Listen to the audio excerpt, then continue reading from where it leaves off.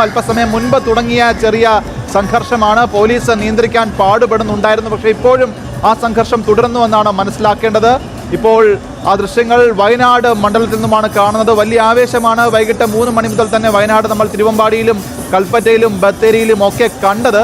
ഈ 3 പോയിന്റുകളിൽ 3 പാർട്ടികൾ കേന്ദ്രീകരിച്ചായിരുന്നു കൊട്ടിക്കലാശം തീരുമാനിച്ചിരുന്നത്. പിന്നെ എങ്ങനെ ഈ സംഘർഷം അവിടെ ഉണ്ടായി എന്ന ചോദ്യമുണ്ട്. 2 പാർട്ടിക്കാർ തമ്മിൽ മുഖാമുഖം വരുന്ന ഒരു സാഹചര്യം ഉണ്ടായിട്ടുണ്ടോ എന്ന് പരിശോധിക്കേണ്ടതുണ്ട്. പ്രിയങ്ക ഗാന്ധിയും കൽപ്പറ്റയിൽ സത്യൻ മൊകേരിയും സുൽത്താൻ ബത്തേരിയിൽ നവ്യ ഹരിദാസും ആയിരുന്നെങ്കിലും കൽപ്പറ്റയിലുള്ള ഇടത് വലത് BJP പ്രവർത്തകരൊക്കെ നഗരത്തിലേക്ക് എത്തും. കലാശക്കൊട്ടിന്റെ ദിവസം സുൽത്താൻ ബത്തേരിയിലും അങ്ങനെ തന്നെ 3 മേഖലകളുടെ പ്രാതിനിധ്യമാണ് സ്ഥാനാർത്ഥികൾ നോക്കിയെങ്കിൽ അതാത് സ്ഥലങ്ങളിൽ ഉള്ള പ്രവർത്തകർ തീർച്ചയായും എത്തും. ആ നിലയിലൊരു സംഘർഷത്തിലേക്ക് കാര്യങ്ങൾ നീങ്ങുന്നു വയനാട്ടിലെന്ന് വേണം മനസ്സിലാക്കാൻ. പോലീസുകാർ നിയന്ത്രിക്കാൻ പാടുപെടുന്നുണ്ട്. 2 കൂട്ടരും 2 വിഭാഗത്തിൽപ്പെട്ട തിരുവമ്പാടിയിലാണ് ഇപ്പോൾ സംഘർഷമുണ്ടായിരിക്കുന്നത്. പ്രിയങ്ക സംസാരിച്ച തിരുവമ്പാടിയിലാണ് സംഘർഷമുണ്ടായിരിക്കുന്നത്. തിരുവമ്പാടിയിൽ UDFന്റെ പ്രിയങ്കയുടെ കലാശക്കൊട്ടായിരുന്നു നിശ്ചയിച്ചിരുന്നത്. അതാണ് നമ്മൾ കണ്ടത്. വലിയ രീതിയിലുള്ള ജനാവലി അവിടെ എത്തിയിട്ടുണ്ടായിരുന്നു. പക്ഷേ വളരെ സ്വാഭാവികമായും എല്ലാ തെരഞ്ഞെടുപ്പുകളിലും തിരുവമ്പാടിയിൽ കലാശക്കൊട്ട് നടത്തുന്ന ഇടതുമുന്നണി പ്രവർത്തകരും അവിടെ കേന്ദ്രീകരിക്കും. 2 കൂട്ടരും തമ്മിലുള്ള ചെറിയ തോതിലുള്ള സംഘർഷമാണ് ഉണ്ടായത്. ഉന്തിനും തള്ളിനും അപ്പുറത്തേക്ക് കാര്യങ്ങൾ നീങ്ങിയിട്ടില്ല. വലിയ പോലീസ് സാന്നിധ്യമുണ്ട്.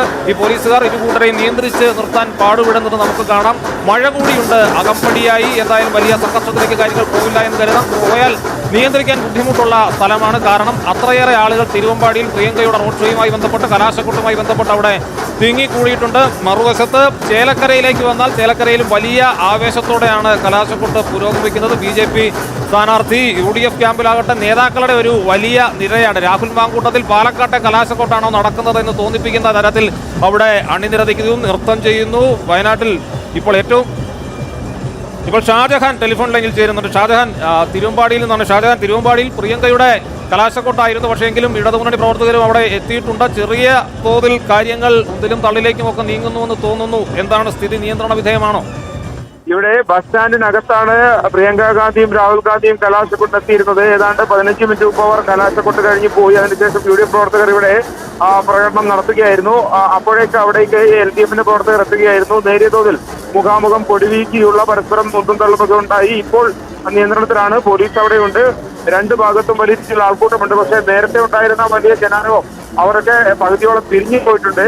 ഇപ്പോൾ UDF പ്രവർത്തകരും LDF പ്രവർത്തകരും പരസ്പരം കൊടി വീശിക്കൊണ്ട് ഇങ്ങനെ പോർവിളിക്കുന്ന ഒരു കാഴ്ചയുണ്ട്. ഇപ്പോൾ സംഘർഷാവസ്ഥ ഇല്ല, എങ്കിലും മുഖാമുഖം നിൽക്കുകയാണ്. പോലീസ് അവിടേക്ക് വന്നിട്ടുണ്ട്.